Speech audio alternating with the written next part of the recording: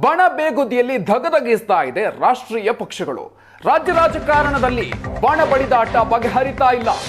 ಎರಡೂ ರಾಷ್ಟ್ರೀಯ ಪಕ್ಷಗಳಲ್ಲೂ ಕೂಡ ಭಿನ್ನಮತೀಯರದ್ದೇ ಆಟ. ಕಾಂಗ್ರೆಸ್ ಹಾಗೂ ಬಿಜೆಪಿಯ ಒಳಗೆ ಬಣಗಳ ನಡುವೆ ಕೋಲಾಹಲ ಸೃಷ್ಟಿಯಾಗಿದೆ. ಬಿಜೆಪಿಯಲ್ಲಿ ವಿಜೇಂದ್ರ ಹಾಗೂ ಯತ್ನಾಳ್ ಬಣಗಳ ಕಿತ್ತಾಟ ನಿಲ್ತಾ ಇಲ್ಲ. ಇನ್ನು ಕಾಂಗ್ರೆಸ್ನಲ್ಲಿ ಸಿದ್ದರಾಮಯ್ಯ ಹಾಗೂ ಡಿಕೆ ಶಿವಕುಮಾರ್ ಬೆಂಬಲಿಗರ ಮಧ್ಯೆ ಕಚ್ಚಾಟ ಜೋರಾಗಿದೆ.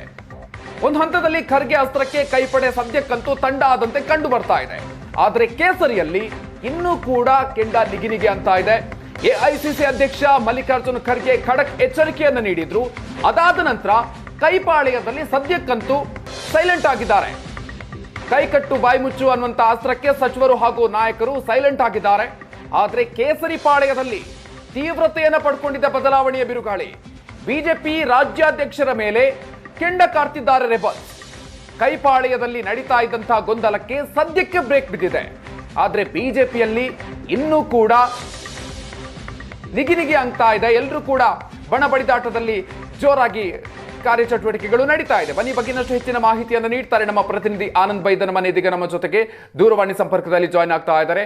ಆನಂದ್, ಒಂದ್ ಕಡೆಯಲ್ಲಿ ಕಾಂಗ್ರೆಸ್ನಲ್ಲಿ ಸದ್ಯಕ್ಕಂತೂ ಸೈಲೆಂಟ್ ಆಗಿದೆ, ಆದ್ರೆ ಬಿಜೆಪಿಯಲ್ಲಿ ಇನ್ನೂ ಕೂಡ ಅದು ತೀವ್ರತೆಯನ್ನು ಪಡ್ಕೊಳ್ತಾ ಇದೆ. ಏನೇನು ಡೀಟೇಲ್ಸ್ ಇದೆ? ಮಧುಕರ್, ಖಂಡಿತವಾಗ್ಲೂ ಕೂಡ ಎರಡು ರಾಜಕೀಯ ಪಕ್ಷಗಳಲ್ಲಿ ಸಹಜವಾಗಿ ಪಕ್ಷದ ಒಳಗಡೆ ನಡೀತಿರ್ತಕ್ಕಂತ ವಿದ್ಯಮಾನ ಇದೆ. ನಿಜವಾಗ್ಲೂ ಕೂಡ ಇದು ಒಂದ್ ರೀತಿ ಮಾರಕವಾದಂತ ಬೆಳವಣಿಗೆ. ಯಾಕಂದ್ರೆ ಒಂದ್ ಕಡೆ ಕಾಂಗ್ರೆಸ್ ಒಳಗಡೆ ನಾಯಕತ್ವದ ಸಂಬಂಧಪಟ್ಟ ಹಾಗೆ, ಕೆಪಿಸಿ ಅಧ್ಯಕ್ಷರ ಬದಲಾವಣೆಗೆ ಸಂಬಂಧಪಟ್ಟ ಹಾಗೆ, ಮುಂದಿನ ಮುಖ್ಯಮಂತ್ರಿ ಯಾರು ಸಂಬಂಧಪಟ್ಟ ಹಾಗೆ ಸಹಜವಾಗಿ ಪರೋಕ್ಷವಾಗಿ ನಡೀತಿರ್ತಕ್ಕಂಥ ಚರ್ಚೆಗಳು ಬಹಿರಂಗವಾಗಿ ಹೈಕಮಾಂಡ್ ಮಧ್ಯಪ್ರವೇಶದ ಅನಿವಾರ್ಯತೆ ಎದುರಾಗಿತ್ತು. ಈಗ ಎಸಿ ಅಧ್ಯಕ್ಷರಾಗಿರ್ತಕ್ಕಂಥ ಮಲ್ಲಿಕಾರ್ಜುನ ಖರ್ಗೆ ಅವರು ಬಾಯಿ ಮುಚ್ಚುವಂತೆ ಸೂಚನೆ ಕೊಟ್ಟಂತ ಹಿನ್ನೆಲೆಯಲ್ಲಿ ಸಹಜವಾಗಿ ಕಳೆದ 2 ದಿನಗಳಿಂದ ಒಂದಷ್ಟು ಕೂಲ್ ಅಂತಕ್ಕಂಥ ವಾತಾವರಣ ಕಂಡು ಬರ್ತಾ ಇದೆ. ಕಾಂಗ್ರೆಸ್ ಪಾಳದ ಯಾವುದೇ ನಾಯಕರು ಸಚಿವರು ಯಾರು ಕೂಡ ಬಹಿರಂಗವಾಗಿ ಹೇಳಿಕೆ ನೀಡಿದಲ್ಲ. ಆದ್ರೆ ಪಕ್ಷದ ಒಳಗಡೆ ಎಲ್ಲವೂ ಕೂಡ ಸರಿ ಇಲ್ಲ ಅಂತಕ್ಕಂಥದ್ದು ಎಲ್ಲರಿಗೂ ಕೂಡ ಗೊತ್ತಿರೋ ವಿಚಾರ. ಆದ್ರೆ ಹೈಕಮಾಂಡ್ ಮಧ್ಯಪ್ರವೇಶದ ಕಾರಣಕ್ಕಾಗಿ ಶಿಸ್ತು ಕ್ರಮ ಕೈಗೊಳ್ತೀವಿ ಅಂತಕ್ಕಂಥ ಒಂದು ಗಟ್ಟಿಯಾದ ಸೂಚನೆ ಕೊಟ್ಟಂತ ಕಾರಣಕ್ಕೆ ಒಂದಷ್ಟು ತಂಡ ಹೊಡೆದಿರ್ತಕ್ಕಂಥ ಕಾಂಗ್ರೆಸ್ ನಾಯಕರು ಯಾವುದೇ ಹೇಳಿಕೆಗಳನ್ನು ಕೊಡ್ತಾ ಇಲ್ಲ. ಆದ್ರೆ ಅದಕ್ಕೆ ವ್ಯತಿರಿಕ್ತವಾಗಿ ಪ್ರಮುಖ ಪ್ರತಿಪಕ್ಷವಾಗಿರ್ತಕ್ಕಂಥ ಬಿಜೆಪಿ ಒಳಗಡೆ ನಾಯಕತ್ವ ಸಂಬಂಧಪಟ್ಟಾಗೆ ದೊಡ್ಡ ಮಟ್ಟದ ಸಮರವೇ ನಡೀತಾ ಇದೆ.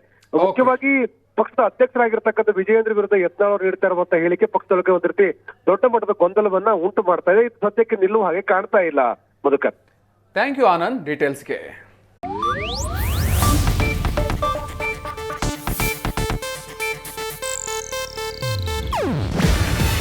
ಇದು ಏಷ್ಯಾನೆಟ್ ನ್ಯೂಸ್ ನೆಟ್ವರ್ಕ್ ಪ್ರಸ್ತುತಿ. ನೀವು ನೋಡ್ತಿದ್ದೀರಾ ಏಷ್ಯಾನೆಟ್ ಸುವರ್ಣ ನ್ಯೂಸ್.